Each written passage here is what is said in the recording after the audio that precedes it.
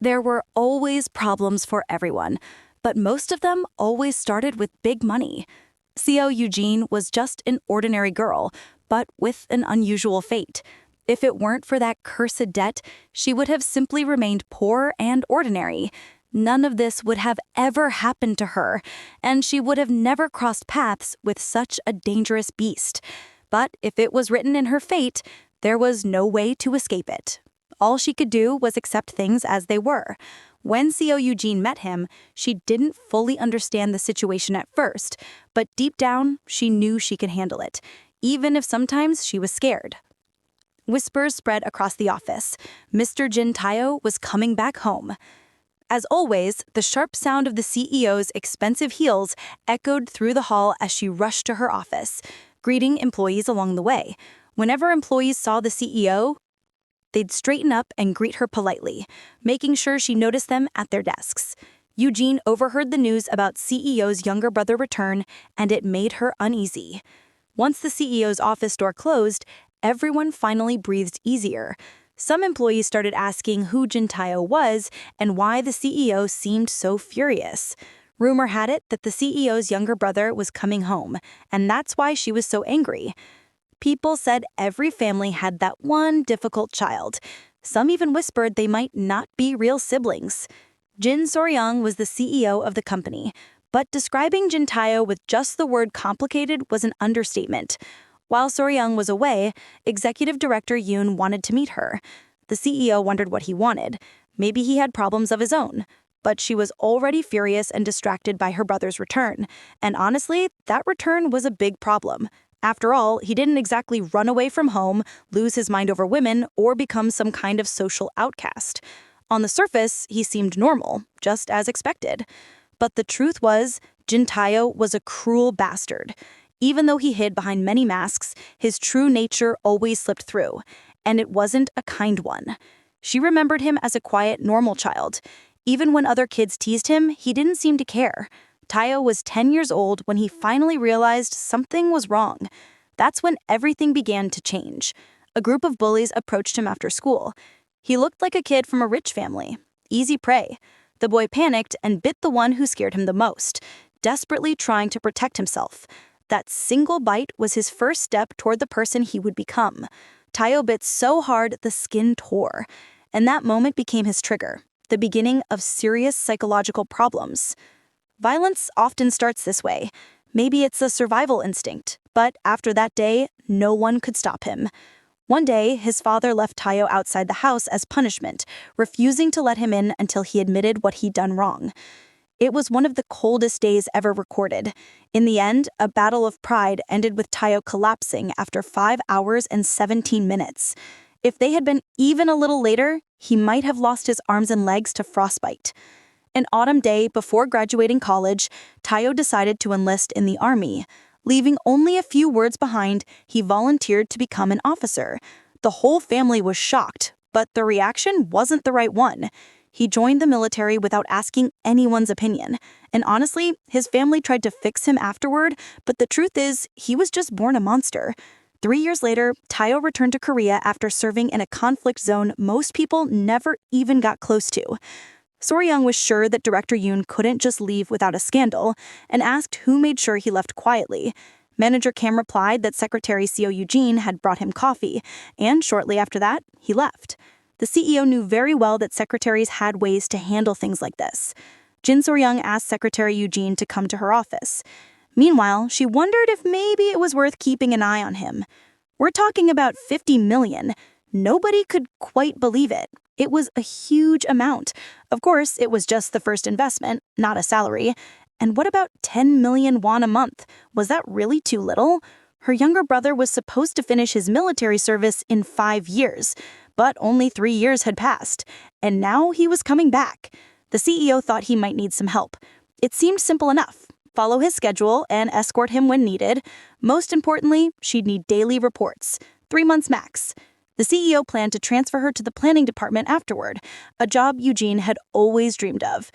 But Eugene didn't understand. If this was so simple, why her? The CEO wanted her to keep an eye on her brother to make sure he didn't cause trouble. She believed Eugene could handle it perfectly. Eugene was stunned. What could she possibly do about the CEO's brother's problems? If something happened, she wasn't supposed to fix it. Just keep him away from the press. If he appeared on social media, the company stock would plummet, and the family would become the center of every scandal. Jin So-young didn't see it as too much to ask. Eugene really shouldn't have been that surprised. The conditions were unusual. What kind of man needed this much supervision? Eugene thought there had to be people way more qualified for a job like this. The CEO tried to explain delicately. She knew her brother wasn't the type to beat women or children, at least not yet. Maybe this was how they'd come to this day. That money. It felt like shame more than payment. She had to meet him, but Eugene didn't even know what he looked like. The CEO assured her she'd recognize him instantly. You'll know him when you see him. But the girl wasn't so sure she trusted such a vague statement. Things could go wrong.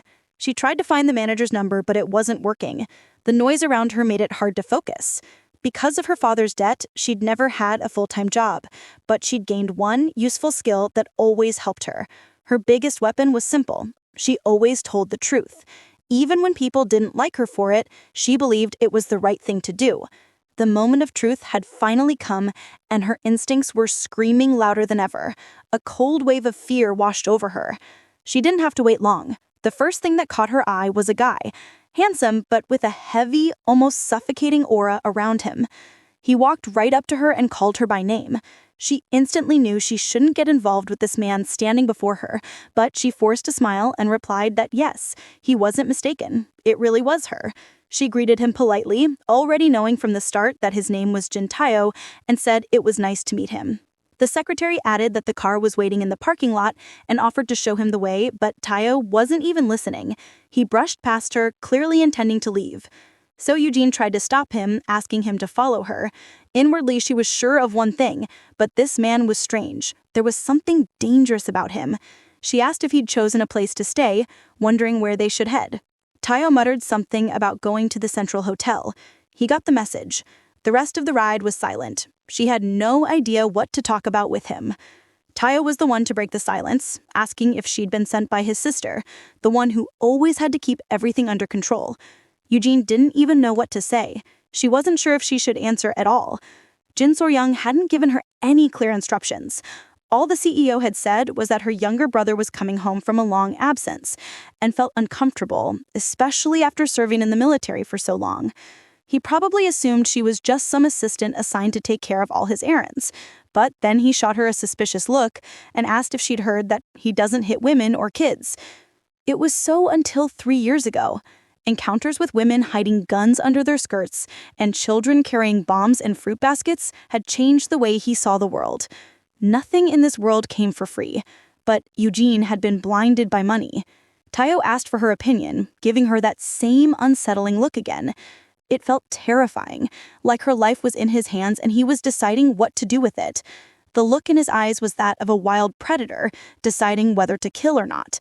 And so the next 3 months would reveal everything, whether this beast could be tamed or whether she could survive beside him. So Eugene and Tae-yo had already arrived at the Central Hotel, the place he'd chosen to stay. As they entered the main lobby, they saw a man rushing forward to greet Jin Tae-yo with obvious joy. Even though it had been years since they'd last seen each other, the man recognized him instantly, but still asked to make sure. Was it really him, the young man who had served in the military? Kim Pyeok, the hotel's manager, came closer, asking when Tae-yo had returned and complaining that no one had told him. He would have given him a proper welcome. Tae-yo was just as surprised the manager Kim was still working at the hotel after all this time. Eugene was quietly amazed by their easy conversation. The manager smiled, admitting he'd already reached retirement age last year, but he was genuinely happy to still be working. "Even my mother wouldn't forgive me if I pretended not to recognize you because of old age," the manager joked lightly. Then he asked how long Tae-yo planned to stay this time, unaware that he had already been discharged from the military.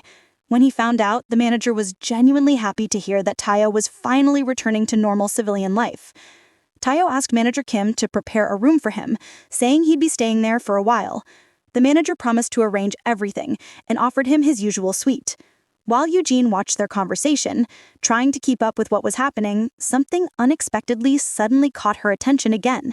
A loud, arrogant man was making a huge scene at the front desk because the receptionist didn't know who he was and, in his opinion, wasn't treating him properly. He shouted that he'd invested a fortune into this hotel and demanded to know how she dared speak to him like that. He didn't want to hear any excuses, just yelled for the manager to be called immediately. The manager quickly appeared at the reception desk, clearly intent on diffusing the situation fast. Eugene wasn't even surprised. The world was full of liars. She silently wished the manager good luck. The manager politely asked the man how he could help. The man snapped back with loaded questions. Was he really the manager? Did he even know who he was talking to?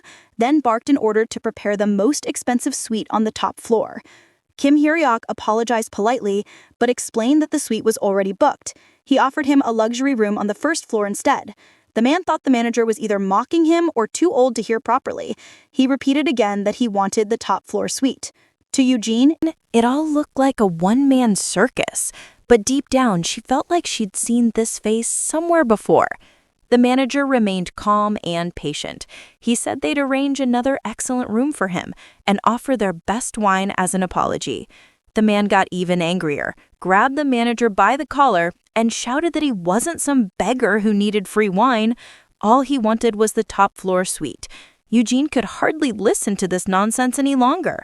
But she didn't know how to stop it, and watching Tayo, she could tell he was about to snap. When she finally raised her voice, the man froze, but didn't even bother to look at her. His gaze was like that of a wild beast who'd smelled blood and wasn't about to back down from the hunt.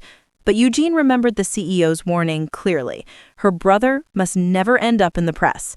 She realized the situation was critical, too dangerous, but she had to do her job, keep Tayo out of trouble. She needed to stop this. "Why are you ignoring me? Can't you even do your job?" The man snapped, still furious. Then he noticed someone challenging him from the sidelines and got even more irritated. His eyes landed on Tayo, who stood calm but stared at him with a deadly, serious look. The man couldn't back down now. If he did, he'd look like a fool. He had to get what he wanted from the manager. Eugene quietly took out her phone, hit record, and gave the man a polite smile. She asked sweetly if she could ask him a few questions. Tayo was surprised by her move, but didn't stop her. He was curious to see how this would play out. The man, already furious, snapped, "Who the hell are you?"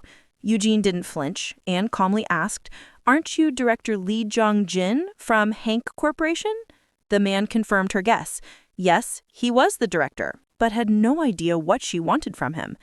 The girl calmly warned him she was recording their conversation, then introduced herself as reporter Kim Ji-young from the Everyday News. What a lucky coincidence to meet him at this very hotel. Not too long ago, the second generation of conglomerates had been on trial after a drug scandal. The article about it had been weak, but who would have thought that today she'd get the chance to interview him in person? The man grew noticeably nervous and angry, demanding that she moved the phone away from him. But she told him to just ignore it. They could keep talking as if the phone wasn't even there. Just think about it. He was still on probation. Eugene continued her conversation with the unpredictable man. The woman standing nearby couldn't take it anymore. She'd had enough and walked away. The man decided to follow her, still yelling that everyone had made a huge mistake today. He'd spent a fortune on this hotel and hoped the devil would take them all. The manager and the receptionist finally let out a breath of relief. Eugene couldn't believe she'd actually managed to calm that crazy man down. At last, she could exhale. She'd been worried her plan was too simple and never expected it to work so fast. Tayo shot her a sharp look and told her never to interfere in situations like that without his permission. He hated when anyone got in his way. Eugene didn't care. She was going to do it anyway. It was her job, and she was paid well for it. He didn't care what kind of job she had, but warned her not to annoy him again. Otherwise, there would be serious consequences. She already guessed what those consequences could be, but even so, she couldn't allow herself to neglect her duties. The manager apologized for interrupting their conversation, but politely offered to escort them upstairs. Tayo didn't say a word. He just turned around and followed the manager. Eugene stood there, unsure what to do next. Her heart was pounding like crazy. She'd never been this exhausted in her life. It was already late at night when Eugene finally got home, All she wanted was to rest. Without even changing, she collapsed face first onto her bed and didn't move an inch. She couldn't understand why this day felt so long. Tayo was already getting on her nerves to the point where she wanted to punch him, but one thought kept her calm. Her bed was so soft, and she'd missed it all day. But the same old problem was still there. Money. It was hard, but she had to push through for her own future. Just 3 months of babysitting the son of a third-generation Chael, and she'd earned 100 million won. It wasn't an easy job, but how could she turn down such an offer? 3 months wasn't that long. She just needed to prepare herself to ignore her client's unpredictable behavior. Sarah Eugene was born into a loving family, but they were never well off. She'd always dreamed of having enough money to buy anything she wanted. No matter how much she worked, her father's debt was massive, and everything she earned went toward paying it off. Her mother spent days and nights washing dishes at restaurants, but the pay was so small, they barely got by. Eugene had to juggle school and part-time jobs with no time to rest. They'd gone through a lot together, but the debt never got smaller. 3 months of this job would let her pay off 10% of her father's debt. She couldn't afford to lose this opportunity. Earning that much money, honestly, was impossible. When the CEO offered Eugene this job, she accepted without a second thought, even knowing how difficult it would be for her. She didn't even realize how fast she fell asleep. It felt like she just closed her eyes, and it was already time to go to work again. Greeting everyone with a warm good morning, Secretary Seo started her new workday. Jin So-rang asked how her brother Tayo behaved last night, but Eugene said nothing special happened.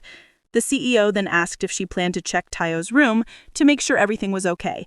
But there were already rumors that last night he'd caused trouble in the hotel lobby. So-rang was probably talking about the argument that broke out when Eugene stepped in to help the manager get rid of an unruly guest. Eugene stood in front of the door, breathing heavily. She had never been this nervous before. Her entire paycheck depended on this guy. 3 months, she thought bitterly, still waiting for Tayo to open the door. What a great joke. And this was just her first day on the job. Tayo had made a scene in the hotel lobby last night. He probably went down to drink to adjust to the time difference. She assumed he'd gotten into a fight with a drunk guest. The man had started it, there were plenty of witnesses, and they'd managed to cover everything up. 12 weeks until the end of this assignment. But why wasn't he opening the door? She didn't get it. Anyway, Tayo's suite had plenty of rooms. The CEO's words kept echoing in her head. If she agreed to monitor him 24/7, she'd get an extra 10 million won each month. Eugene had always learned to adapt and obey her superiors. She knew exactly whose pocket her salary came from. She had to do whatever it took this time too. But she also needed to let off steam. She felt like she could scream for Tayo to stop pretending he wasn't inside. She didn't even notice the hotel staff member approaching her, who informed her that the guest from this room had gone to the gym and was now in the cafe on the second floor. That explained why no one answered. The staff member asked her to keep quiet so as not to disturb other guests. Eugene hurried to the cafe where Tayo was supposed to be after his workout. She spotted him sitting by the window sipping his coffee. Across from him sat manager Kim, who told Tayo he'd prepared everything he'd asked for, and to let him know if he needed anything else. When the manager saw Eugene, he said he had to go. On his way out, he greeted her, and she smiled back. Eugene walked up to Tayo's table and sat down across from him. She wished him a good morning and said she was glad to see him safe and sound. Did he really enjoy making people chase him around while he calmly sipped his coffee alone? Eugene finally asked him to at least inform her if he planned to go somewhere. She'd been waiting outside his room for ages. Tayo didn't think he owed her any explanations. If she was supposed to watch him, then she better be by his side all the time. In his eyes, they weren't close enough for him to share his plans with her. Even though the girl was furious, she tried to smile and keep the conversation going.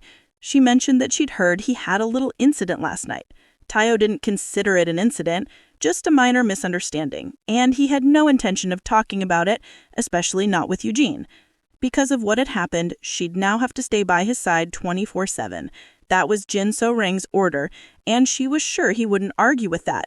Thanks to him, Eugene was staying overnight in a hotel room for the very first time. But Tayo wanted to remind her of something, whether she remembered what he told her last night. Tayo couldn't stand when anyone meddled in his business, and if she still wanted to be around him 24/7, she'd have to stay invisible. Tayo knew very well that Eugene desperately needed the money, so she'd better do her job without bothering anyone. Eugene tried to explain that if it weren't for the money, she wouldn't be here at all. But for her, it wasn't easy to live without causing trouble. That whole incident happened when she wasn't around. She didn't like it either, and he should keep that in mind. She couldn't imagine who in their right mind would willingly clean up someone else's mess. The CEO, Jin, kept saying it wasn't mandatory, but she knew very well that Eugene wouldn't refuse that kind of money. How could an ordinary office employee like her not obey an order from the company's CEO? She wasn't thrilled about the situation either, and Tayo needed to understand that. The man was surprised to hear she was getting paid for this. He hadn't expected his sister to go that far, spending so much out of her own pocket. Eugene couldn't understand why he thought she'd just follow him around for free without any reward. Her services were paid for, at least as long as she didn't mess up. But with his behavior, that could happen any minute, and then she'd be in big trouble. Despite everything, she was starting to think the amount the CEO offered her was way too small. It wouldn't hurt to ask for hazard pay on top of it.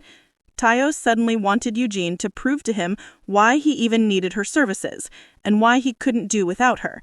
She was genuinely stunned. Her demand was ridiculous, and she wasn't planning to prove anything.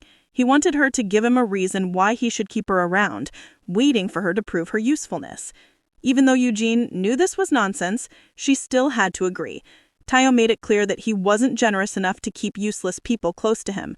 She had expected this, but still couldn't wrap her head around why her life had to be this hard and complicated. When she entered Tayo's room, she was shocked. It was huge and stunning. She couldn't help but ask how much paid per night for such a luxurious room. He didn't understand why she cared. She'd never be able to afford a suite like his anyway. Eugene figured she might as well say something nice. Surprisingly, in black, he looked like a grim reaper. Tayo didn't get her compliment or why she made that comparison. Eugene hurried to explain that she hadn't meant anything bad. He suggested she just blame it on nerves and forget what she'd said. Then he tried to leave again, making her wonder where he was going. He said he wanted to visit one square shopping mall. After being away for so long, that's where he wanted to go first. Tayo and malls didn't really match, but since it was a work day, the parking lot was nearly empty. He didn't want to explain anything in detail, just said he needed to get to the 4th floor. But there were plenty of spots on the 2nd floor too. If he kept making things this complicated, life in Korea would be pretty hard for him. Tayo didn't like repeating himself. He added that it had to be Zone C and told her to confirm whether she understood or needed him to repeat it. Eugene did exactly as Tayo told her. At first, everything seemed fine. Not even a hint of him being annoyed, but he walked so fast that Eugene couldn't keep up. She kept calling out for him to wait. She apologized, but he was 188 centimeters and she was only 165 centimeters. With that kind of height difference, their walking speed was nowhere near the same. Since they'd be together everywhere, she asked him to at least slow down a little. Tayo didn't care whether she kept up or not. If she couldn't, that was her problem. All she had to do was push the button and quietly follow him. Was he a germaphobe or something? Afraid of catching something by touching buttons himself? Maybe this was part of his ridiculous usefulness test, making her silently press elevator buttons. She asked out of pure curiosity. After all, he could have pressed the button himself. It's not like he had broken fingers. His training at IDT was brutal, weeks without sleep, endless intense drills. Eugene noticed how suddenly serious his expression had become, unlike anything she'd seen before. Tayo told her how they trained in swamps and swam in seawater. They often didn't even get the chance to shower or wash their clothes. That was quite a long answer, but at least it confirmed he wasn't a germaphobe. She wanted him to wait because she didn't understand why he was testing her or trying to prove she was useless to him. He told her to prove why he needed her services. But honestly, she had no idea how to do that. Aside from driving or pressing elevator buttons, he couldn't imagine what else she could possibly do for him. She might think he was a jerk, but one day he'd regret it. The day she'd make him kneel. He sped up again, and Eugene struggled to keep up. It made her even angrier. As they walked down the hallway, Tayo noticed a security camera pointed straight at him. He even wondered where Eugene had gone so the camera would record them together. Tia walked fast and Yujin barely kept up, practically running through the crowd to avoid losing him. When she finally almost caught up, she tried to ask where he was going, but he didn't answer. She grew more and more irritated. Seriously, how hard was it to answer a simple question, or was he just ignoring her on purpose, testing her patience? She noticed he kept looking around, but she couldn't figure out what exactly he was searching for. Yujin had no choice but to follow him. Maybe things would become cleared a little later. When the man suddenly stopped and glanced around again, Yujin asked what he was looking for and offered to help him. He kept shifting his gaze, ceiling, walls, then ceiling again. What exactly was he trying to find? And could he at least tell her? Earlier, he said she could prove she was useful. Yujin felt confident she could help. After all, she once managed to find a lost cat. Tio finally turned to her, but the way he looked at her made her uncomfortable. He asked her to imagine being a 20-year-old girl. Yujin almost laughed. She actually was around that age. She turned 30 next year, but technically she was still in her 20s. Tio stayed silent for a couple of minutes, then stated firmly that Yujin had been at this mall on Saturday. She'd parked her car in the underground parking lot, 4th floor, Zone C. Then she got into the elevator and calmly went up to the 1st floor. As usual, she looked composed and focused on her own business. After that, she disappeared into thin air. Her car sat in the parking lot for almost a week. During that time, she never showed up on either the 1st or the 4th floor. Yujin asked what she'd been wearing that day when she first appeared at the mall. The girl understood there had never been anything between Tio and that girl, but she couldn't figure out what exactly he was trying to prove. He stood there silently, as if piecing together a logical chain of thoughts to lead him to the right conclusion.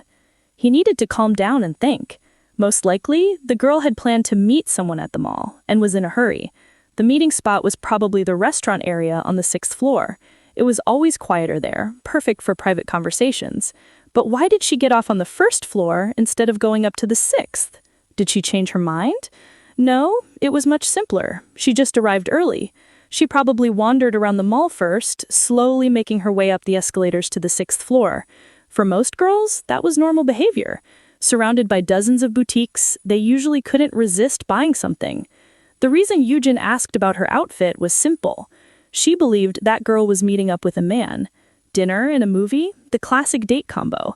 And the mall even had a rooftop parking. If the guy was also driving and they left in his car, it made perfect sense why she never came back to the underground lot. Yujin wouldn't have done that. Parking there was way too expensive. Tio pointed out that if there had been something on the 1st floor she'd wanted to see, Yujin's guess might actually make sense. It annoyed him to see Yujin trailing after him like a clueless goldfish, doing whatever nonsense he demanded, though deep down he figured she might still be useful. Yujin didn't like being called a clueless goldfish. He didn't know who she really was, and that ticked her off. While talking to Tio, Yujin noticed other women glancing his way. Clearly, they found him handsome. She silently agreed he was attractive. But after spending just a little time with him, she realized his complicated personality made him nearly impossible to deal with. His difficult character and rude manners completely erased whatever charm his looks gave him. Appearances can be deceiving. Those strangers who admired his face had no clue about the jerk hiding beneath it. Lost in thought, Yujin didn't even notice when Tio suddenly walked off again. Without saying a word, she had to run to catch up. There were lots of blind spots in the surveillance system. That's why they couldn't get a perfect picture of what happened. Tio didn't expect to find many witnesses either. Payments were electronic now, and weekends were crowded. People rarely remember details. While they were standing in the parking lot thinking through the girl's actions, they didn't even notice a car speeding toward them. Yujin panicked. For some reason, she froze and couldn't move. The car whooshed past at high speed, the wind forcefully pushing her to the side. The driver raced out of the parking lot without even slowing down at the turns. Yujin was furious. She couldn't believe idiots like that were allowed to drive cars. But then she looked at Tio and was stunned. Someone almost died right next to him, and he didn't even flinch. Tio ignored her again, still thinking about the situation with that girl. He decided to check the exit while Yujin was supposed to head to the car. They'd meet at the main gate. She was pissed. She wasn't her servant, and she didn't have to follow his every order, she grumbled to herself. 8,000 for 40 minutes. That wasn't parking. That was daylight robbery. Could she at least expense it? As she drove out of the parking lot, Eugen spotted the car that had sped past her earlier. Could it really be the same jerk from the rooftop? She hated people like him. He didn't care about anyone else or what people thought of him. Oddly enough, the man was calm and collected, even though just a few minutes ago he'd almost hit someone. Then she noticed Tio waiting for her near the parking gate, standing not far from that jerk. The man, without even looking around, flicked his cigarette butt and missed his target. Eugen froze. She knew exactly what kind of temper Tio had, and he definitely wouldn't like this. The cigarette butt floated towards him slowly, and Eugen prayed it didn't actually hit Tio. It nearly did. If it had, things could have ended very badly. She tried to stop it with the sheer power of her thoughts, fully aware of how ugly this could get for that jerk. Tio stopped. At first, he looked completely calm, but in his eyes, a plan was already forming, a plan to punish this jerk. There was no way he could just walk away. With a temper like his, he simply couldn't let it slide. Eugen was surprised when Tio bent down, trying to pick up the cigarette butt from the ground. She couldn't even imagine why he was doing that. Tio picked it up, and by then he already knew exactly what he was going to do with it to teach that jerk a lesson. Eugen didn't understand why, out of the entire planet, that cigarette butt had to land right on Tio at the worst possible time. One look at his face told her trouble was coming. She instantly decided she needed to stop him. The stranger noticed Tio pick up the cigarette butt. Crossing his arms, he asked sarcastically what Tio planned to do with it. The man didn't say a single word. Without even looking at the jerk, he just tossed the butt straight into the jerk's car. The jerk went ballistic, yelling at him, asking if he had any idea how much that car cost. Tio kept his cool and calmly replied, asking if the guy even knew what a trash can was, and that cigarette butts belonged there, not on the street. The jerk shouted even louder, calling Tio a crazy freak. Watching from a distance, Eugen thought that this jerk had no idea who he was dealing with. With insults still flying out of his mouth, the man lunged at Tio with his fists. Not realizing what kind of trouble he'd just gotten himself into, Eugen already had a pretty good idea how this would end. And honestly, she was more worried for the jerk, because with his arrogance, he might really get hurt. Tio had served in the military for a long time. His reflexes were flawless, and dodging a sloppy punch like that was no problem. He grabbed the guy's arm in an instant and twisted it behind him, making the jerk cry out from the pain. Struggling to break free, holding him firmly, he used his other hand to grab his head and slammed it down onto the hood of the car. The jerk screamed at Tio to let him go while he was still being nice. But Tio ignored him, replying only that he'd better never piss him off again. The pain was so intense that he thought his arm was about to snap.